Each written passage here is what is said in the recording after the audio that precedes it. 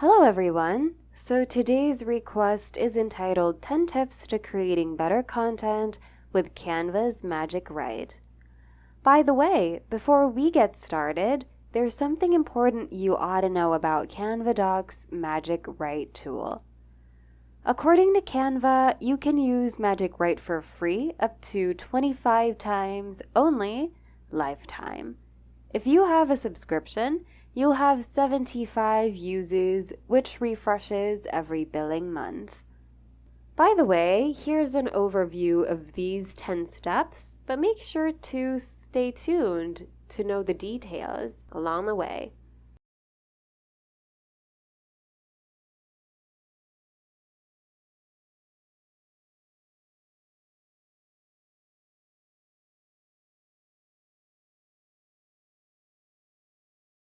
Okay, with that out of the way, let's start talking about Canva Doc's Magic Writer and how to effectively use it. Number 1, understand that it's not there to write everything for you. This tool is available to assist you. Perhaps you're having a hard time in starting an intro, or writing another paragraph, or creating an outline for a certain blog post. And for such cases, it's a useful tool to help you keep going. Number 2, know its limits. Before actually using Magic Writer, it's very important to understand its limits so we can also manage our expectations. As awesome as this feature is, it also has limitations. Just as Canva says. Let's read it. Be mindful of the following when generating text using Magic Writer. It only uses data and information up to mid-2021. This means that some of the generated text might contain outdated information. It only takes instructions from the text you entered or used in the document. The more context and instruction you give, the better your result. It might generate text that isn't accurate or unique. It has a 200-word input limit and around a 500-word output limit. This means that generated text might get cut off mid-sentence. Only Canva for Education administrators and teachers can use Magic Writer. It's not available to students. Number 3, choose a subscription. As we talked about earlier, Canva's Magic Writer has limits. Of course, there are many other AI writing assistants out there, but if you really want to use Canva Magic Writer to produce a lot of content, then you're going to have to subscribe to Canva. Choose the best subscription for you, and then you can start writing. Number 4, be knowledgeable about the topic you're writing. As awesome and advanced AI writing assistants may be, they don't provide accurate information all of the time. According to Canva, just as we read earlier, Magic Writer only uses data and information up to mid-2021. That means there's a possibility it could produce written output that's outdated or no longer accurate. If you're not knowledgeable about what you want it to write, it could possibly just generate false information, and you would probably not be aware about it. You wouldn't want to be responsible for sharing false news. It's easier to fact-check something you know.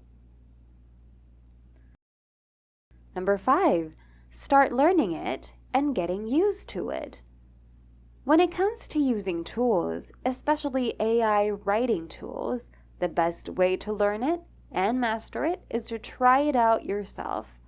Learn how to navigate it until you get used to it. The more you get used to it, the faster and more efficient you'll be in producing content, and the better you'll be at controlling it and its output. Number 6, create an outline. Just like how you need a blueprint when building a house, you also need an outline before you actually start writing. Doing so will keep you organized. It will serve as the framework of what you're going to write, which would make giving instructions to Magic Write smoother, faster, and more concise. Number 7, be specific when writing instructions on Magic Write. If you input a very vague instruction to Canva Write, then there's a possibility that you're not going to be happy with the output it's going to give you, which would be quite a waste since Magic Write's output is quite limited for a certain period of time. So make sure to give it precise instructions about what you want it to write. Number 8, create a sample. Creating a sample would be a good way to test your knowledge and skill in guiding an AI to create your desired content. This will also serve as kind of like a trial and error process. See how your content turns out, learn from the mistakes you made, and apply what you've learned next time you use it. Number 9, use third-party apps to help with checking grammar and spelling mistakes. In order to save some time, use third-party apps to automatically detect grammar and spelling errors as you move along and slowly write your content one part to another. Grammarly is a great tool, for example. You can use their free version, and even that is already useful enough. And finally, we've got number 10, review your written output. Once you finally finish writing your content with the help of Magic Write, before posting, uploading, or using it, go ahead and read and review it. Once again, make sure everything's correct or accurate. Also, you can have it checked for plagiarism to make sure you're not accidentally plagiarizing content from others unknowingly. You can have it checked by someone, or you can have it checked by a trusted third-party app. And basically, that's all for today.